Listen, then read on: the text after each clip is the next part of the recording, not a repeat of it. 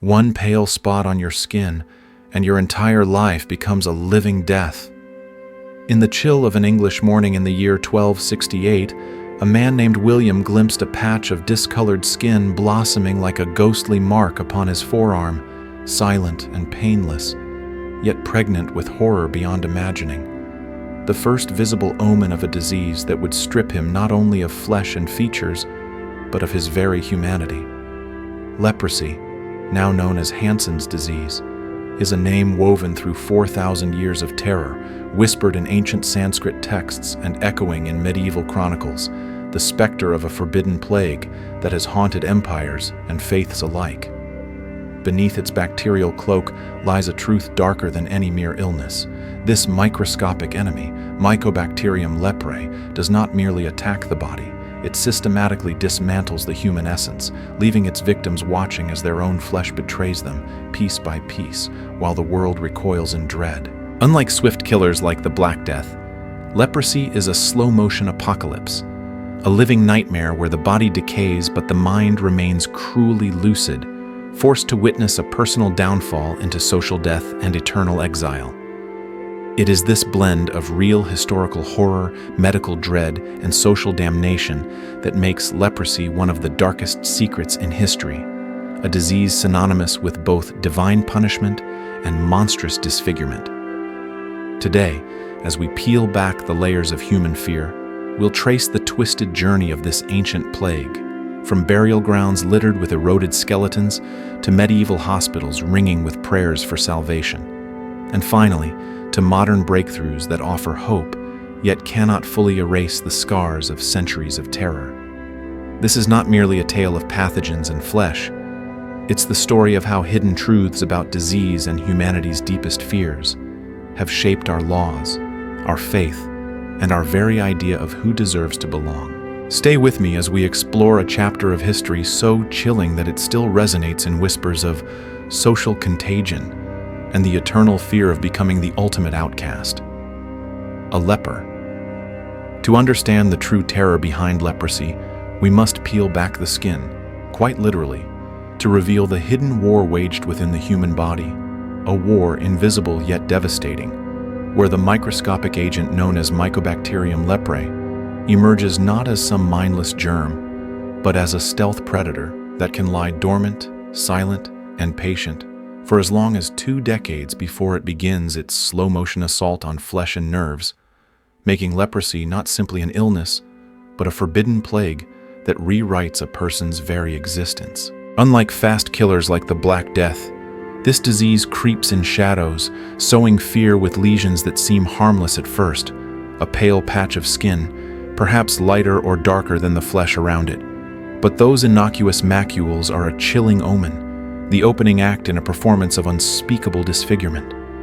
Slowly, the bacteria invade the peripheral nerves, stripping away sensation until victims burn themselves without knowing, cut themselves without pain, and watch their own extremities crumble from repeated injuries they can no longer feel. It's a monstrous paradox, the numbness that robs a man of agony while simultaneously becoming the gateway to grotesque mutilation. Fingers don't simply fall off as medieval superstition insisted.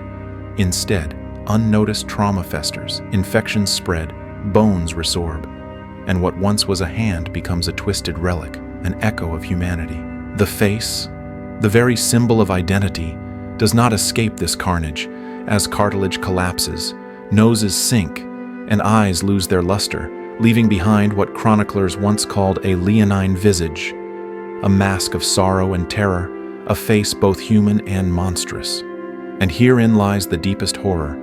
Leprosy leaves the mind fully awake, forcing victims to witness the collapse of their own bodies, condemned to a living death while the world shuns them as harbingers of divine wrath and moral corruption. This is not merely a medical condition. It is the epitome of real historical horror, a disease that shredded not only flesh, but entire communities, seeding fear so potent that its echoes still haunt modern language and laws.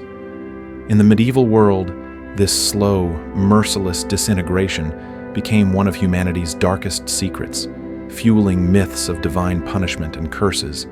transforming afflicted men and women into living phantoms, banished from all they loved. But as terrifying as the physical devastation was,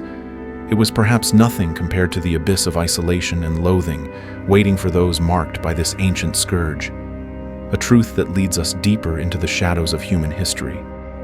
where stigma and superstition would become weapons as lethal as any microbe. And so we must journey forward, for the tale grows darker still, as society's fear sharpened into laws, rituals, and iron boundaries that carved the leper out of the human family, piece by piece.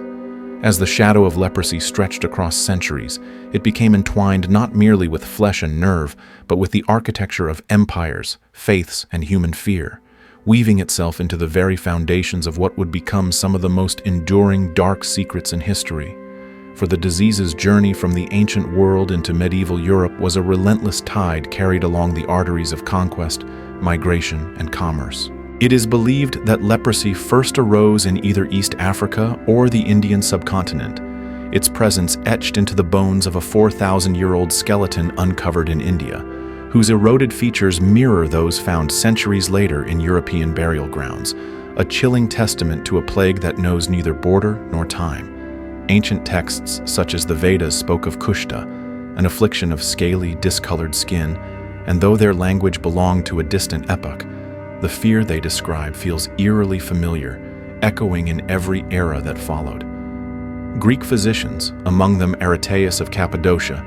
chronicled the creeping expansion of pale patches across the body, a metamorphosis so monstrous they named it elephantiasis graecorum, distinguishing it from other skin conditions by the thickness and grotesque texture it inflicted upon human skin. With each military campaign and merchant caravan, leprosy hitched a ride across continents. Alexander the Great's legions may have encountered it in India, while the Roman Empire's vast roads and shipping lanes became unseen vectors for this silent enemy.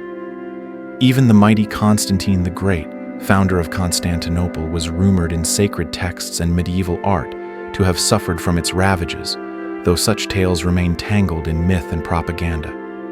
By the dawn of medieval Europe, the disease had become endemic, its presence so common that by 1200 CE, some estimate there were nearly 19,000 leprosy hospitals dotting the continent, a grim reminder of how deeply the disease had sunk its claws into society. Here lay the genesis of medieval Europe's terror, the marriage of disease with superstition, morality, and punishment, forging a narrative where sufferers were cast as sinners or cursed souls, fueling the birth of rituals, laws, and social codes designed as much to exorcise evil as to control infection. This wasn't merely a plague of the flesh, it was a moral apocalypse, a real historical horror that corrupted both body and soul, transforming a human being into a living embodiment of fear. Yet as Europe fortified its walls against contagion, it unwittingly built prisons of stone and silence around those condemned to live as outcasts. And it is into these stark confines of medieval society that we must step next to witness how a single pale patch of skin could shatter the boundaries between humanity and monstrosity. In medieval Europe, leprosy was not merely an ailment of the body but an indictment of the soul, its pale patches and crumbling flesh viewed through a prism of sin, punishment, and divine wrath, entwining faith and fear into a narrative so powerful that it reshaped law, architecture, and the very fabric of community life, becoming one of history's most haunting examples of how disease can mutate into a weapon of social exile and moral condemnation, a truth lurking at the core of humanity's darkest secrets. The medieval mind, steeped in the doctrines of salvation and damnation, saw leprosy as both curse and trial, a scourge sent from God to chastise the sinful, or, in a cruel paradox, a mark of holiness that mirrored the suffering of Christ himself, thus forging an identity where the afflicted were cast simultaneously as untouchable monsters and living saints. Across the continent, fear ignited the proliferation of nearly 19,000 leprosy hospitals by the year 1200, institutions built not only for care but for segregation, usually positioned outside city walls or near crossroads where the sick could beg alms yet remain apart, forever walking the thin line between the living and the spiritually dead. Here, among cloisters and herb gardens, amid prayers and whispered psalms, Men and women once woven into the fabric of family and trade now lived as shadows, their presence marked by clappers or bells that announced their approach, so the healthy could recoil in terror. They were forbidden from inns, churches, mills, or markets, banned from washing in streams, and barred from narrow footpaths lest they brush against the untainted. Some leprosaria issued their own currency, a chilling reminder of how deeply the fear of contagion ran, extending even to the touch of a coin. Yet amid this terror there flickered a strange flame of compassion. For many believed that to comfort a leper was to shorten one's own purgatory, to draw nearer to divine mercy, revealing the hidden truths of a society wrestling with its own duality of horror and charity. Medieval explanations for leprosy ranged wildly, blaming everything from carnal sin to the consumption of rotten fish or wine sullied by unclean spirits, and in that confusion flourished rituals, laws, and superstitions designed less to heal than to isolate. This is the dark theater where real historical horror played out in flesh and faith, where humanity's capacity for cruelty and grace collided, shaping responses to disease that would echo across centuries. And it is into the raw heart of these institutions, the hospitals, the rituals, the relentless vigilance, that we must venture next to witness how charity, fear, and control wove a cage around those touched by this relentless plague. Within the walls of medieval Europe's leprosaria, the boundaries between sanctuary and prison blurred into a single suffocating reality. For while these hospitals were erected in the spirit of Christian charity, they were also monuments to a society gripped by terror, built to both shelter and sequester, to soothe the suffering while simultaneously keeping them at arm's length, revealing the grim paradox at the heart of humanity's dark history. Each leprosarium was a microcosm of a world transformed by fear, where clean garments were laundered twice a week, wholesome food cultivated in fragrant herb gardens, and prayers filled chapels whose stained glass caught the sun, casting gentle colors upon faces ravaged by disease, a surreal beauty draped over a relentless undercurrent of dread. Here, lepers tended their gardens, recited psalms, and in many places even traded goods or offered prayers for the souls of benefactors, existing in a twilight space where they were both excluded from society and yet woven into its economic and spiritual fabric. Yet the rules governing their existence were strict and cruelly precise.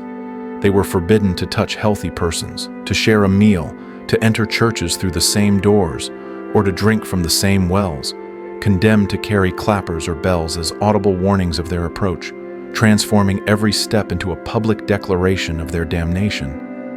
Even the currency in some colonies bore separate marks, as if the mere metal could carry the taint of their flesh, a chilling embodiment of how profoundly the fear of leprosy permeated medieval life, a hidden truth revealing that it was not merely the body that was contagious, but the very idea of the diseased. The historical record is studded with poignant and harrowing tales, like the 1420 account of John Law, a Boston mercer in Lincolnshire, who refused to exile himself, moving among the townspeople and inciting outrage from officials convinced his presence was a mortal threat. Or the tragic saga of Ursule Benoit in 19th century New Brunswick, whose funeral birthed rumors of disease leaping from corpse to pallbearer, stoking panic so intense it resulted in the forcible relocation of men, women, and even children to a grim quarantine on Sheldrake Island. Such stories shine as brutal fragments of real historical horror, proof that leprosy's true devastation lay as much in societal response as in bacterial assault, for the disease became a tool wielded to erase identities, break families, and exile human beings into ghostly obscurity. Yet these were but the visible scars, for beneath them lay a deeper torment, one we must now confront as we push further into this shadowed chronicle, a torment born not of flesh alone, but of the silent war waged within hearts and minds, where fear twisted compassion into instruments of cruelty. Yet even as medieval society recoiled in horror from the specter of leprosy, an extraordinary paradox pulsed beneath the terror, a profound contradictory blend of fear and reverence that rendered the afflicted both cursed outcasts and sacred vessels of divine suffering, a duality that reveals one of the most haunting hidden truths of our dark history.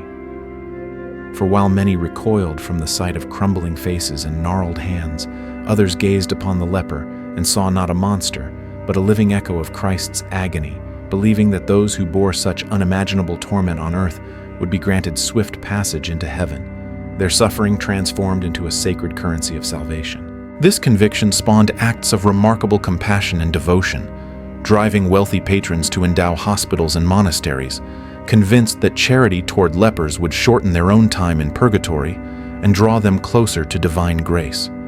Thus, amid the oppressive shadow of leper bells and wooden clappers, flickered pockets of humanity's potential for mercy, a tension that encapsulates the brutal contradictions at the heart of medieval existence.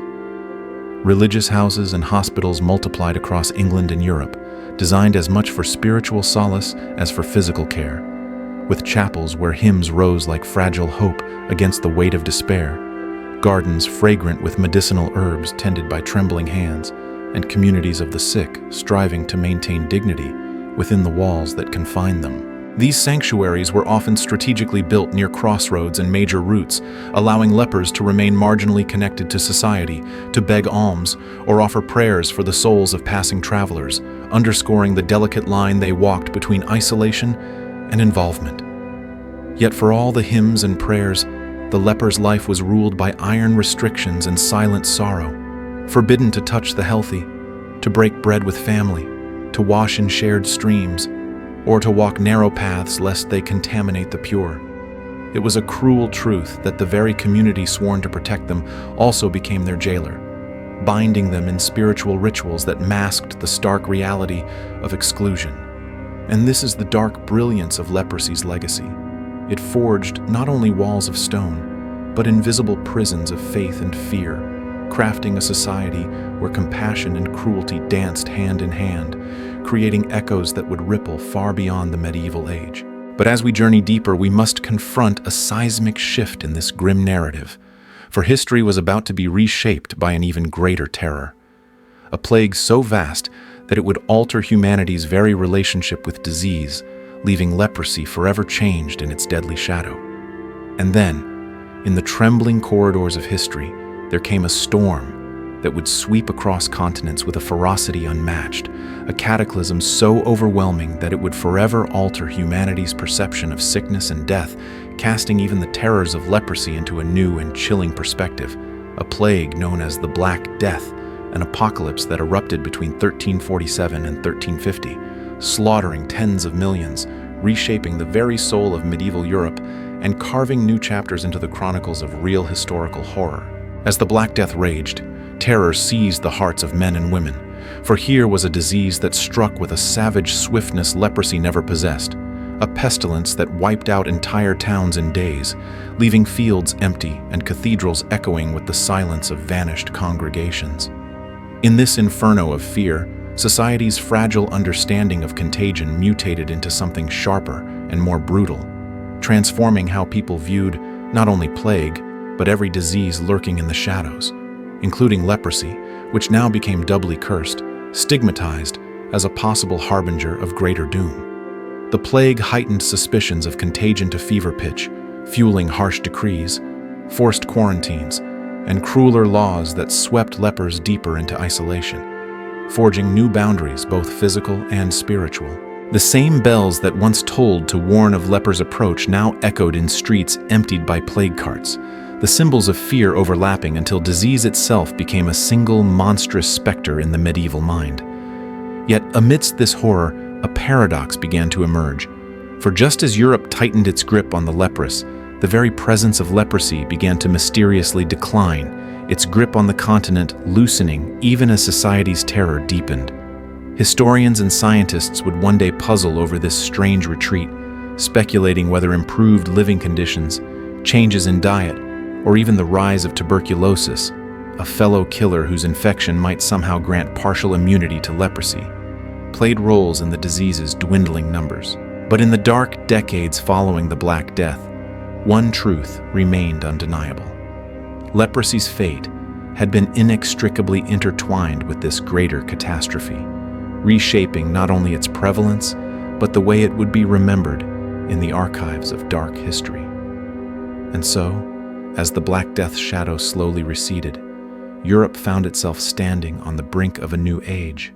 carrying scars both seen and unseen, preparing to step into the centuries where scientific inquiry would finally challenge centuries of fear. And it is into that dawning light we must now move,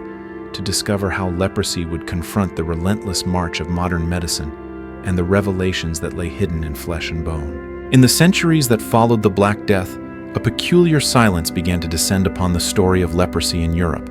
as though the disease, so long a monstrous presence in the chronicles of dark history, was withdrawing into the shadows,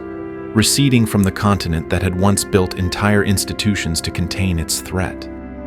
Historians and scientists alike would come to gaze upon this strange, vanishing act with wonder and uncertainty. For by the 1400s, reports of new leprosy cases began to dwindle, and by the 1600s, the disease had largely disappeared from many European lands, leaving behind empty leprosaria, crumbling hospitals, and ghostly records of names forgotten. Some believe that improvements in living conditions, the slow but steady rise of better nutrition, cleaner water, and more robust immune systems played a part in this quiet retreat. A subtle victory waged not by medicine, but by the incremental betterment of daily life. Yet others point to a darker twist in the saga, suggesting that the rise of tuberculosis, another real historical horror, might have reshaped Europe's immunological landscape. For the pathogens behind tuberculosis and leprosy are kin, their bacterial lineages intertwined, and it is possible that exposure to one granted some measure of protection against the other. Meanwhile, in the world of science, a revolution was brewing, and in 1873, Norwegian physician Gerhard Armauer Hansen finally pierced the veil of mystery by identifying Mycobacterium leprae, marking the first time in medical history that a bacterium was conclusively linked to human disease, a seismic revelation that shattered centuries of superstition and moral condemnation. Hansen's discovery ignited hope, revealing that leprosy was not a divine curse or proof of sin, but an infection, a hidden truth long obscured by fear and myth. Yet even science moved slowly, for it wasn't until 1941 that Dr. Guy Henry Faget successfully treated patients at the National Leprosarium in Carville, Louisiana, using the drug Promin, delivering the first modern blow against a foe that had haunted humanity for millennia. From that spark of progress arose the multi-drug therapy that, since 1981, the World Health Organization has provided free around the globe, transforming leprosy from a death sentence into a fully curable disease. And still, despite this triumph, the ancient shadows of stigma linger, echoing across laws, languages, and social perceptions, refusing to vanish as easily as bacteria under the assault of antibiotics. For even as modern medicine claimed victory over the microbe, the far older battle, the one waged in human hearts and minds, remained unfinished, and it is into this modern battlefield that we must step next to uncover how the legacy of leprosy continues to shape our world in ways few dare to imagine. Though modern medicine has declared leprosy a conquerable enemy, the battle is far from won, for while antibiotics can obliterate bacteria,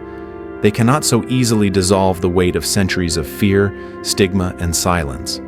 a reality that makes leprosy one of the most enduring hidden truths of our dark history, a disease that lingers not merely in flesh, but in the shadows of human perception.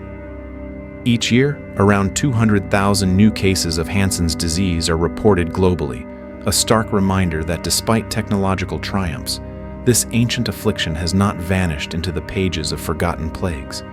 Yet what remains, perhaps most tragic, is not the physical devastation the disease can cause, even though it still damages nerves, skin, eyes, and nasal tissue, but the social exile that persists, an exile born of myths older than any medical textbook, myths that continue to whisper that leprosy is punishment, contagion, or moral failing. The linguistic scars are everywhere. Terms like leper and moral leper still linger in common speech, wielded like weapons to brand someone untouchable, revealing how deeply the fear of leprosy has fused into our collective consciousness. Across parts of Asia, Africa, and even in pockets of Western society, people diagnosed with Hansen's disease are often driven from homes, denied jobs, and kept from community life, living as modern echoes of medieval phantoms who once shuffled through cities ringing clappers to warn the world of their approach. Organizations like the Leprosy Mission fight valiantly to educate and eradicate this stigma, spreading knowledge that early diagnosis and multi-drug therapy can completely cure the disease. But their struggle is uphill, for fear has deeper roots than bacteria, embedded in centuries of forbidden secrets and whispered terrors. Science has revealed that nearly 95% of humanity is naturally immune to leprosy, a revelation that casts an even harsher light on the cruelty endured by millions who were cast out and branded monsters for harboring a disease they could not control and that posed little risk to others. The ghosts of medieval laws, quarantine islands, and iron boundaries still haunt modern policies, as seen in lingering cases of enforced isolation and discriminatory practices worldwide. And perhaps most chilling of all is how the story of leprosy has provided a cruel template for society's response to other diseases, like HIV/AIDS, where moral panic and ostracism have echoed medieval responses almost note for note. This is why the story of leprosy is not simply a chapter of ancient suffering, but a living parable about the monstrous power of fear, a mirror held up to humanity's capacity for both compassion and cruelty. And it is into the final reckoning of this tale that we must now step to uncover what leprosy ultimately teaches us about ourselves, and the true cost of allowing fear to triumph over understanding. And so, as we close the blood-stained ledger of humanity's battle with leprosy, we stand confronted not merely by the specter of a bacterial disease, but by the far greater shadows cast by ignorance, superstition, and the human tendency to transform medical afflictions into moral indictments, a truth that cements leprosy's place among the most harrowing chapters of our dark history. For 4,000 years, this single microbe has dictated the fates of kings and peasants alike, shaping laws, sculpting architecture, and engraving itself into language and legend. Becoming more than just an illness, it became a symbol of everything humanity fears about decay, difference, and exile. The tragedy lies not solely in rotting flesh or vanishing limbs, but in how swiftly society branded the afflicted as outcasts, banished them to the fringes of civilization, and condemned them to wander as living ghosts, whose bells tolled not only for their own sorrow, but as grim warnings for those who still believed themselves pure. Science eventually pierced the veil of myth with the discovery of Mycobacterium leprae, a revelation that should have shattered centuries of fear. Yet even in the modern world, the whispers remain, proving that bacteria are easier to destroy than the shadows festering in the human mind. Leprosy's decline in Europe may have come as mysteriously as it spread, but its legacy remains very much alive, an enduring testament to how fear can metastasize into laws, architecture, and language itself. It has left behind more than empty hospitals and forgotten graves. It has bequeathed us cautionary tales of how societies can become monstrous in their quest for purity and protection, a truth that resurfaces in every new epidemic, from HIV/AIDS to COVID-19, where echoes of ancient stigmas still shape how we perceive, isolate, or condemn the sick. Even now, as multi-drug therapy promises complete cure, and the World Health Organization declares leprosy no longer a global public health problem, the ancient terror still lingers, etched into cultural memory, reminding us that knowledge may silence bacteria, but cannot always silence prejudice. This is the ultimate revelation, the hidden truth behind centuries of real historical horror, that the worst contagion is not microbial, but human fear itself. And if the medieval leper shuffling through the dust with his clapper has become an eternal symbol, it is because he stands as a mirror, forcing us to ask whether we have truly evolved, or whether the same capacity for cruelty and compassion still wrestles within us,